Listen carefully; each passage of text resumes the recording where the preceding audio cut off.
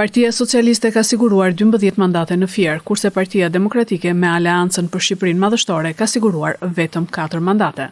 Kutit me votat nga diaspora nuk e ndryshojnë këtë rezultat pasi diferenca e votave mes Partisë Socialiste dhe Partisë Demokratike është e lartë në favor të Partisë Socialiste.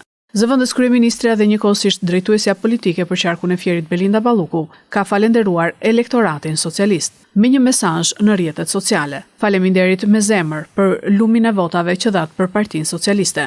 Shpresoj t'ju shpërblem gjithçka me punë dhe përkushtim. Falenderoj të gjithë trupën që administruan zgjedhjet në qarkun e Fierit për profesionalizmin dhe gatishmërinë e tyre pavarësisht orëve të gjata, shkruan ajo. Ndërkohë, edhe drejtuesi politik i Partisë Demokratike Gazmend Bardhi, edhe pse në pozitat e humbësit të zgjedhjeve, ka falenderuar elektoratin dhe mbështetësit e Partisë Demokratike. Një falenderim zemre, shkruan ai, me zemër të thyer se zgjedhjet e 11 majit nuk ja dolën të shprehin vullnetin e real të qytetarëve.